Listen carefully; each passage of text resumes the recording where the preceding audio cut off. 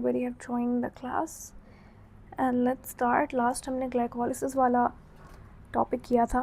Glycolysis में एक glucose से मिलते हैं हमें 2 पायरुवेट. तो पायरुवेट आपके पास क्या हो गए, प्रोडक्ट हो गया किसका, ग्लाइकोलिसिस का. अब इस पायरुवेट के साथ आगे क्या होता है वो देखेंगे हम. तो glycolysis we know that glycolysis होता है साइटोप्लाज्म में.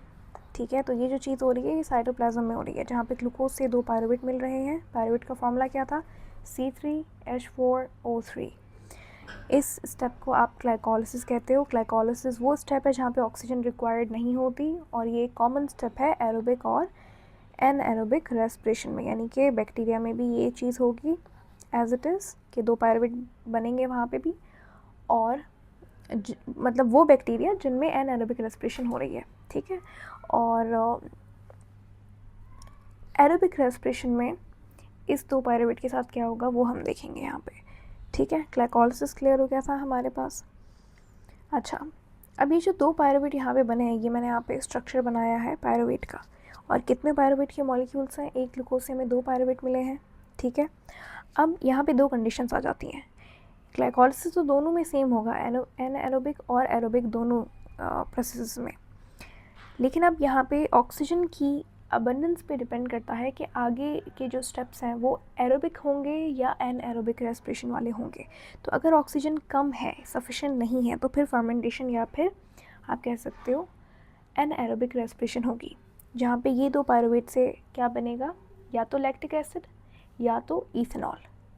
ठीक है, जिसको आप लैक्टिक एसिड फर्मेंटेशन या फिर अल्कोहलिक फर्मेंटेशन कहते हो, और वो हमने ऑलरेडी पढ़ लिया है. आप इस टॉपिक को देख सकते हो. IMAT के सिलेबस में ये टॉपिक अलग से मेंशन है कि भाई आपने फर्मेंटेशन करके आना है अच्छे से. उसके बाद अब क्योंकि ये तो हमने चीज़ कर ली है कि ऑक्सीजन अगर नहीं है तो उस केस में पायरुवेट के साथ क्या होगा. बट अगर ऑक्सीजन हमारे पास सफिशेंट है, जैसे हमारे पास नॉर्मल कंडीशन में एरोबिक रेस्पिरेशन हो रही है, सो ऑक्सीजन की सप्लाई सफिशेंट है, तो फिर इस केस में जो पायरुवेट है ये साइटोप्लाज्म, पायरुवेट बना साइटोप्लाज्म में था, तो ये चला जाता है, ये एंटर करता है माइटोकॉन्ड्रिया में. लेकिन किस तरीके से ये एंटर करेगा वो हमें सीखना है. तो ग्लाइकोलिसिस में हमें मिले थे 2 पायरुवेट, दोबारा से सुनो, और हमें दूसरे क्या प्रोडक्ट्स थे, 2 ATP मिले हैं और 2 NADH मिले हैं. ठीक है, जब ये पायरुवेट एंटर करता है माइटोकॉन्ड्रियल की मैट्रिक्स में, जिसको आप माइटोकॉन्ड्रियल मैट्रिक्स कहते हो, तो यहाँ पे आपके पास 2 ATP आपने स्पेंड करने हैं. 2 ATP यहाँ पे क्या होंगे, यूज़ होंगे आपके पास. ठीक है, we have to use energy to enter the pyruvate molecules into the mitochondria. और ऐसा कहाँ पे होगा, ऐसा यूकैरियोटिक सेल्स में होगा, यानी कि वहाँ पे होगा जहाँ पे एरोबिक रेस्पिरेशन हो रही है. इतनी बात समझ आ गई. अब ये एनर्जी कैसे यूज़ होगी, कहाँ यूज़ होगी, वो हम देखेंगे यहाँ पे. देखो, पायरुवेट को माइटोकॉन्ड्रिया के मैट्रिक्स में लेके जाने के लिए हमारे पास 2-3 रास्ते होते हैं. ठीक है, लेकिन वहाँ पे इतना डिटेल में जाने की ज़रूरत नहीं है. आपको जस्ट ये सीखना है कि जो यूकैरियोटिक सेल्स हैं, क्योंकि ये ऑर्गेनल है माइटोकॉन्ड्रिया, इसमें जब ये एंटर करेगा पायरुवेट तो यहाँ पे एनर्जी यूज़ होगी. 2 ATP आपने यहाँ पे यूज़ करना है. अब आगे देखते हैं आगे क्या होगा. तो ये जो स्टेप है, यहाँ पे आपने 2 ATP यूज़ कर लिए हैं. ठीक है, इसी चीज़ को यहाँ पे अच्छे से लिखा हुआ है कि भाई पायरुवेट जो है वो माइटोकॉन्ड्रिया के मैट्रिक्स में जाता है, और जो यहाँ पे ट्रांसपोर्ट होगी, पैसिव होगी, एक्टिव होगी. कैसी ट्रांसपोर्ट होती है, तो वो होती है एक्टिव ट्रांसपोर्ट. ठीक है, अब यहाँ पे एक वर्ड लिखा हुआ है सिम्पोर्ट. इसका क्या मतलब है, इसको देखते हैं. देखो, हमारे पास एक्टिव ट्रांसपोर्ट 2 तरीके की होती है. एक होती है प्राइमरी एक्टिव ट्रांसपोर्ट, दूसरी होती है secondary active transport. Primary active transport वो है जहाँ पे आप डायरेक्टली ATP का यूज़ कर रहे हो. ठीक है, तो इसको प्राइमरी एक्टिव ट्रांसपोर्ट कहते हो, जहाँ पे डायरेक्टली ATP यूज़ हो रहा है और ADP में कन्वर्ट हो रहा है, और यहाँ पे एनर्जी जो है वो यूज़ हो रही है. इसका बहुत अच्छा एग्जांपल है सोडियम पोटेशियम पंप. और ऐसी ट्रांसपोर्ट जहाँ पे एक चीज़ बाहर जा रही है और दूसरी उसके ऑपोजिट में फ़्लो कर रही है, यानी कि पोटेशियम अंदर आ रहा है, तो ये क्या है, ये एंटी पोर्ट है. ये क्या है, ये एंटी यानी कि ऑपोजिट, पोर्ट ट्रांसपोर्ट को कहते हैं. तो एंटी पोर्ट एग्जांपल है किसका, प्राइमरी एक्टिव ट्रांसपोर्ट का. ATP डायरेक्टली यहाँ पे यूज़ होगा. ठीक है, दूसरा हमारे पास होती है एक secondary active transport. Secondary active transport वो है जहाँ पे ATP डायरेक्टली यूज़ नहीं होगा, लेकिन मैम है तो ये एक्टिव ट्रांसपोर्ट, एटीपी नहीं यूज़ होगा तो फिर क्या फ़ायदा है इसको एक्टिव कहने का। देखो एटीपी नहीं यूज़ होगा फर्स्ट थिंग, सेकंड तो फिर ये एक्टिव ट्रांसपोर्ट कैसे हुई? बिल्कुल सही जवाब क्वेश्चन है यहाँ पे। हमें ये मॉलिक्यूल अंदर लेकर जाना है, ग्लूकोज के मॉलिक्यूल को हमें अंदर लेकर जाना है सेल के। तो यहाँ पे ये ग्लूकोज का मॉलिक्यूल अंदर गया और बाहर कुछ ऐसा आयन होगा जो कि कम कंसनट्रेशन में, फॉर एग्जांपल हाइड्रोजन आयन है, ठीक है, और अंदर हाइड्रोजन आयन सेल की बहुत ज़्यादा है, यानी कि हायर कंसनट्रेशन है। तो जब ये हाइड्रोजन अपनी लोअर कंसनट्रेशन से हायर कंसनट्रेशन की तरफ जाएगा, यानी कि अगेंस्ट द कंसनट्रेशन ग्रेडियंट, तो यहाँ पे कुछ ना कुछ एनर्जी रिलीज़ होगी, ठीक है। जब भी आपके पास अगेंस्ट द कंसनट्रेशन ग्रेडियंट कोई चीज़ जाती है तो एनर्जी रिलीज़ होती है। इसी एनर्जी को यूज़ करता है ये ग्लूकोज का मॉलिक्यूल और एंटर कर जाता है सेल के अंदर। यहाँ यानी कि हमने कोई एटीपी नहीं यूज़ किया यहाँ पे डायरेक्टली, लेकिन फिर भी किसी और मॉलिक्यूल की मदद से जो एनर्जी रिलीज़ हो रही है उसको यूज़ किया ग्लूकोज ने and it entered the cell. इसको हम कहेंगे सिम्पोर्ट। सिम्पोर्ट क्यों बोला? क्योंकि दोनों मॉलिक्यूल्स एक डायरेक्शन में जा रहे हैं, इसीलिए सिम्पोर्ट। और सिम्पोर्ट एग्जाम्पल है किसका? सेकेंडरी एक्टिव ट्रांसपोर्ट का। क्लियर होगी बात? सो जब भी आपके पास दो मॉलिक्यूल्स का ट्रांसपोर्ट हो सेम डायरेक्शन में और यहाँ पे कोई भी एटीपी डायरेक्टली इस्तेमाल ना हो और ये ट्रांसपोर्ट हमेशा प्रोटीन चैनल प्रोटीन के थ्रू हो, इस ट्रांसपोर्ट को आप सिम्पोर्ट कहते हो, which is a type of secondary active transport. ठीक है, अब यहाँ पे हमने देखा कि पायरुवेट जो है ये भी सेम इसी सेकेंडरी एक्टिव ट्रांसपोर्ट के थ्रू ही, जिसे सिम्पोर्ट हमने कहा था, तो symport is an example of secondary active transport. ठीक है, तो पायरुवेट जब एंटर करता है माइटोकॉन्ड्रियल मैट्रिक्स में तो ये भी सिम्पोर्ट के थ्रू एंटर करता है। इसके लिए जो आप प्रोटीन इस्तेमाल करते हो उसका नाम है MPC, यानी कि माइटोकॉन्ड्रियल पायरुवेट कैरियर। ये एक प्रोटीन है, हमने पढ़ा था यहाँ पे एक चैनल प्रोटीन यूज़ होता है, तो ये वाला प्रोटीन है जिसके थ्रू पायरुवेट अंदर जाता है माइटोकॉन्ड्रिया के। अब सिम्पोर्ट एक तरीके का सेकेंडरी एक्टिव ट्रांसपोर्ट है।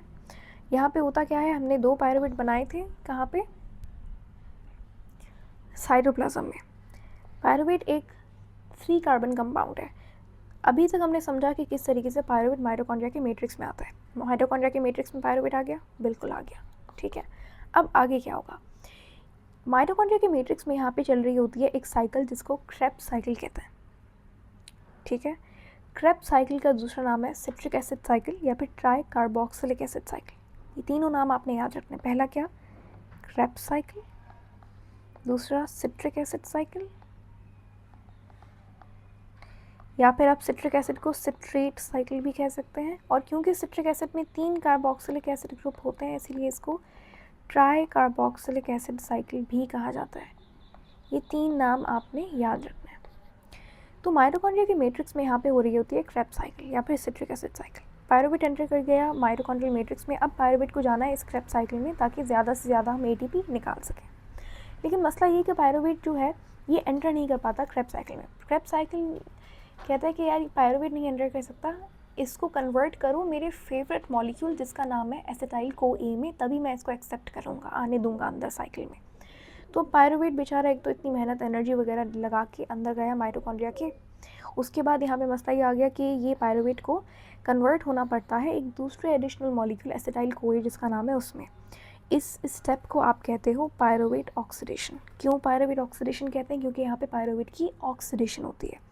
क्या होता है देखता है। पायरुवेट हमारे पास 3 कार्बन का एक कंपाउंड है, इसकी होती है ऑक्सीडेशन। जब पायरुवेट की ऑक्सीडेशन होती है, पहली बात, दूसरी बात यहाँ पे एक CoA नाम का ग्रुप अटैच हो जाता है उस ऑक्सीडाइज्ड पायरुवेट के साथ। ठीक है, और यहाँ पे जो आप एंजाइम यूज़ करेंगे वो है पायरुवेट डीहाइड्रोजनेज कॉम्प्लेक्स। क्या नाम है? Pyruvate dehydrogenase complex. डीहाइड्रोजनेज का मतलब क्या है? ऑक्सीडेशन करवाने वाला एंजाइम। हमने ग्लाइकोलाइसिस में भी पढ़ा था, रिमेंबर? तो पहला हमने देखा कि यहाँ पे एक तो पायरुवेट की ऑक्सीडेशन होगी, दूसरा कोई ग्रुप अटैच होगा। अब पायरुवेट ऑक्सीडाइज हो रहा है तो कोई चीज़ रिड्यूस भी होगी, तो NAD यहाँ पे क्या होगा? रिड्यूस होगा। ठीक है, 2 पायरुवेट ऑक्सीडाइज होंगे तो 2 NADH यहाँ पे बनते हैं during the process of pyruvate oxidation. ठीक है, फोर्थ थिंग कि आपके पास यहाँ पे एक बार पायरुवेट की ऑक्सीडेशन हो गई, उसके बाद यहाँ पे डीकार्बोक्सिलेशन भी होती है। डीकार्बोक्सिलेशन का मतलब है कि यहाँ से 2 मॉलिक्यूल कार्बन डाइऑक्साइड के निकलेंगे। समझ आ गई बात?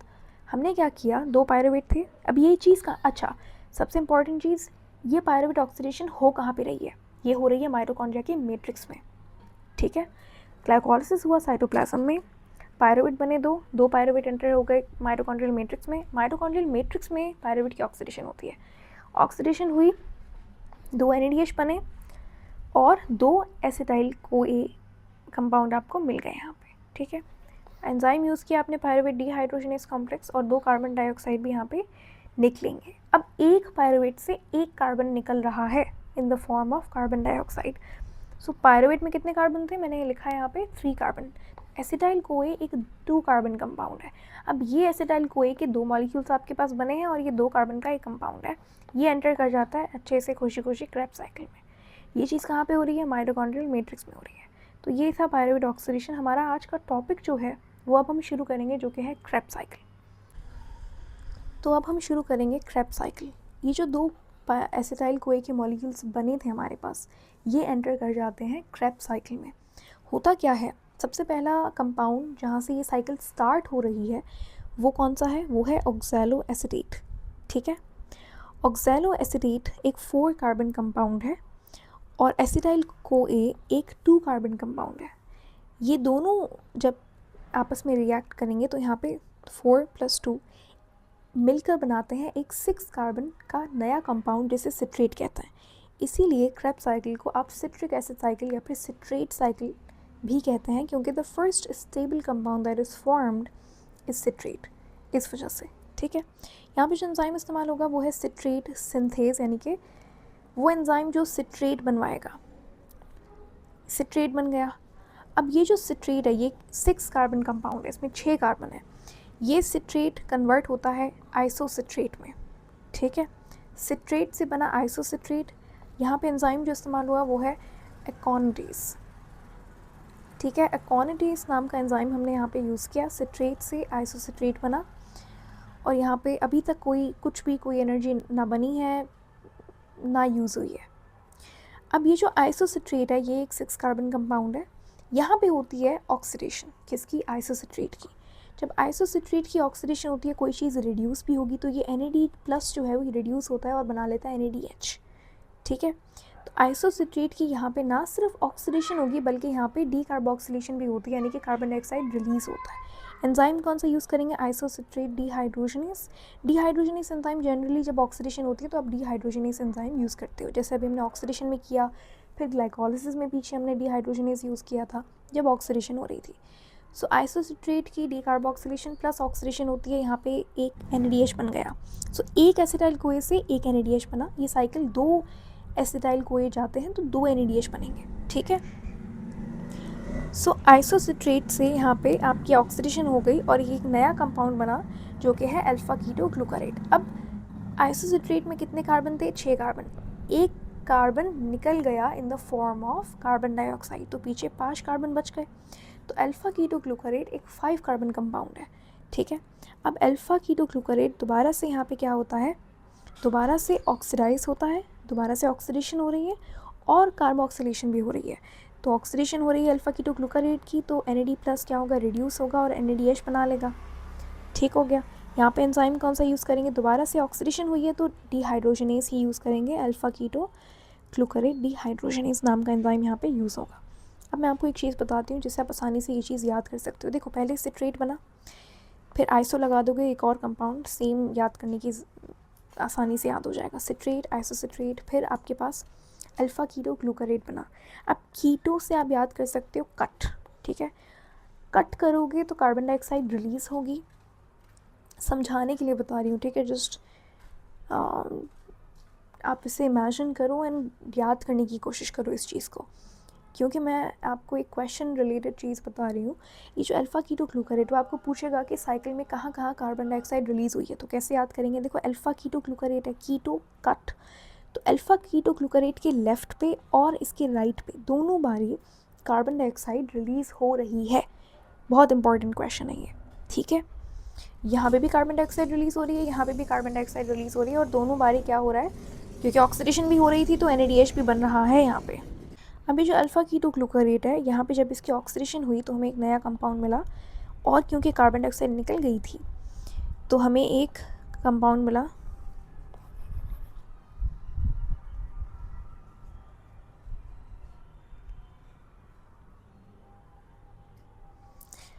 अब अल्फ़ा कीटोग्लूकरेट की हमने की ऑक्सीडेशन और यहाँ से कार्बन डाइऑक्साइड रिलीज़ हो गई, हमें एक नया कंपाउंड मिला जिसका नाम है सुसनाइल CoA। यहाँ पे एंजाइम हमने कौन सा यूज़ किया था, अल्फ़ा कीटो डिहाइड्रोजनेस, क्योंकि इसकी हमने ऑक्सीडेशन की थी। अब अल्फ़ा कीटोग्लूकरेट एक 5 कार्बन कंपाउंड था, एक कार्बन डाइऑक्साइड निकल गया, कार्बन एक निकल गया, एग्जिट कर गया साइकिल से in the form of carbon dioxide, तो पीछे मेरे पास 4 कार्बन का कंपाउंड मिलेगा। ठीक है, सिंपल लॉजिक है ना। तो सुसनाइल को एक 4 कार्बन कंपाउंड है। अब जब ये कंपाउंड कन्वर्ट होता है सक्सिनेट में तो आपके पास यहाँ पे बनता है ATP, और ATP डायरेक्टली नहीं बनता, जबकि एक और हाई एनर्जी कंपाउंड GDP के साथ फॉस्फेट लगता है और इससे बनता है GTP नाम का एक कंपाउंड, जो कि ATP की तरह ही एक हाई एनर्जी कंपाउंड है। फिर ये GTP को इस्तेमाल करके, इस एनर्जी को इस्तेमाल करके ADP जो है वो कन्वर्ट कर जाता है ATP में, तो इनडायरेक्टली आपके पास एक ATP आपको मिल जाएगा इस स्टेप में।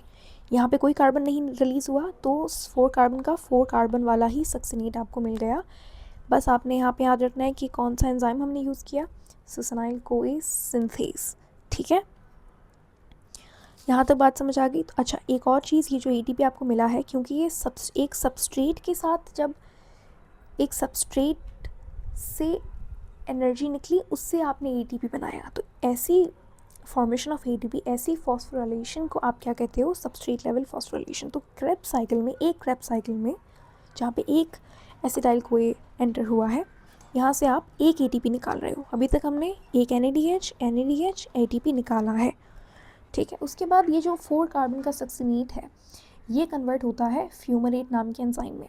अब F से फ्यूमरेट और F से FADH, तो होता क्या है यहाँ पे, सक्सिनेट जब कन्वर्ट होता है फ्यूमरेट में, एंजाइम कौन सा है, सक्सिनेट डिहाइड्रोजनेस। तो यहाँ पे आपके पास क्या हो रहा है कि सक्सिनेट की दोबारा से क्या होती है, ऑक्सीडेशन होती है, तभी ही ये यहाँ पे हमने डिहाइड्रोजनेस नाम का एंजाइम यूज़ किया है। और यहाँ से जो हाइड्रोजन निकलेगा ये जाके रिड्यूस करेगा FAD को, तो FAD की क्या हो रही है, FAD प्लस की क्या हो रही है, रिडक्शन हो रही है, और ये कन्वर्ट हो रहा है FADH2 में। ठीक है, तो ये इंपॉर्टेंट चीज़ है, वो पूछेगा FADH कहाँ पे रिलीज़ होता है, तो आपको याद रखना है फ्यूमरेट से पहले FADH बनता है। ठीक है, सो F से फ्यूमरेट और F से FADH। सक्सिनेट जब कन्वर्ट होगा फ्यूमरेट में तभी आपके पास FADH बनेगा। उसके बाद अब आसान सी बात है, सेम अब हम क्या करेंगे, रीजनरेट करेंगे अपने प्राइमरी मॉलिक्यूल को। कैसे, बस एक 2 स्टेप्स हैं लास्ट आपके पास। ये जो 4 कार्बन फ्यूमरेट है, यहाँ पे फ्यूमरेस नाम का एंजाइम होता है, H2O यहाँ से निकलता है और आपके पास मेलेट बन जाता है, जो भी एक 4 कार्बन कंपाउंड है। उसके बाद आपके पास, हमने कहा साइकिल ख़त्म होने वाली है, लास्ट NADH निकाल लेते हैं, तो यहाँ पे क्या होता है, इस मेलेट की होती है ऑक्सीडेशन। जहाँ पे भी ऑक्सीडेशन होगी आप डिहाइड्रोजनेस यूज़ करोगे, तो मेलेट डिहाइड्रोजनेस नाम का एंजाइम यूज़ होगा, और यहाँ पे ये NAD+ जो है ये रिड्यूस होकर NADH बना लेगा। तो ये मेलेट क्या हुआ, ऑक्सीडाइज हुआ, तभी हमने डिहाइड्रोजनेस यूज़ किया। जब ये मेलेट ऑक्सीडाइज हुआ तो इसने बना लिया ऑक्सैलो एसीटेट का 4 कार्बन वाला सेम कंपाउंड जो हमने पहले यूज़ किया था सिट्रेट बनाने के लिए। देख रहे हो आप, तो यहाँ पे आपका NADH जो है वो बन जाता है। समझ आ गई बात, बहुत आसान सी साइकिल है, थोड़ी सी अगर पहली बार मुश्किल लग सकती है, पर ऐसा कोई मुश्किल बात नहीं है, बहुत आसान साइकिल है। कार्बन नंबर भी याद हो जाएंगे, क्योंकि आपको रटने की भी ज़रूरत नहीं, you don't really have to mug it up, क्योंकि कॉन्सेप्चुअल चीज़ है। एसिटाइल CoA में 2 कार्बन थे, ऑक्सैलो एसीटेट में 4 कार्बन थे, दोनों मिले क्या बनाया, 6 कार्बन का सिट्रेट। इन्होंने बनाया 6 कार्बन का आइसोसिट्रेट। यहाँ पे कार्बन डाइऑक्साइड निकल गया, एक कार्बन निकला तो पीछे 5 कार्बन बचे, अल्फ़ा कीटोग्लूकरेट। फिर उसके बाद यहाँ से दोबारा से कार्बन निकला कार्बन डाइऑक्साइड की फॉर्म में, तो बन गया 4 कार्बन का सुसनाइल CoA। यहाँ पे बना सक्सिनेट, फिर फ्यूमरेट, मेलेट, और दोबारा से बन गया जो हमारे पास पहले कंपाउंड था, जहाँ से साइकिल स्टार्ट हुई थी, 4 कार्बन का ऑक्सैलो एसीटेट। अब यहाँ से क्या क्या चीज़ें हमें मिली हैं, देखो। अब तो एक ग्लूकोज से, या फिर आप कह सकते हो एक ग्लूकोज से 2 पायरुवेट मिले थे, तो एक ग्लूकोज या फिर 2 पायरुवेट से हमने क्रेब्स साइकिल में क्या क्या चीज़ें यहाँ से ली हैं। देखो, सबसे पहली बात, हमें ये जो साइकिल थी, यहाँ पे मैंने एक एसिटाइल CoA की चीज़ें लिखी थी, तो अगर 1 2 3 NADH बने हैं क्रेब्स साइकिल से, तो वो एक एसिटाइल CoA से बने हैं, जबकि कितने एसिटाइल को हैं हमारे पास, 2 हैं। सो मैं ये कह सकती हूँ 1 2 3 यानी कि 3 × 2 = 6। तो 6 NADH मिले हैं हमें क्रेब्स साइकिल से इन टोटल। और इसी तरीके से 2 ATP मिले हैं और 2 FADH मिले हैं। ये हमारे पास नेट प्रोडक्ट है किसका, क्रेब्स साइकिल का। ठीक है, तो 2 ATP मिले, 2 FADH मिले, 6 NADH और 4 कार्बन डाइऑक्साइड। कार्बन डाइऑक्साइड का भी नंबर याद होना चाहिए, इंपॉर्टेंट है। और ये जो NADH है ये जाता है इलेक्ट्रॉन ट्रांसपोर्ट चेन में, जो हमारा लास्ट स्टेप है। हमें आगे इस लेक्चर के बाद हमें वही कवर करना है। तो ये जो NADH है और FADH है ये जाता है इलेक्ट्रॉन ट्रांसपोर्ट चेन में और वहाँ से ATP निकालता है। एक NADH से 3 ATP निकलते हैं और एक FADH से 2 ATP बनते हैं। तो इसका मतलब 6 NADH से कितने बनेंगे, 18 ATP और 2 FADH से बनेंगे 2 × 2 = 4 ATP। ठीक है, 6 से 18 कैसे बने भाई, देखो ना, एक NADH से 3 ATP निकल रहे हैं।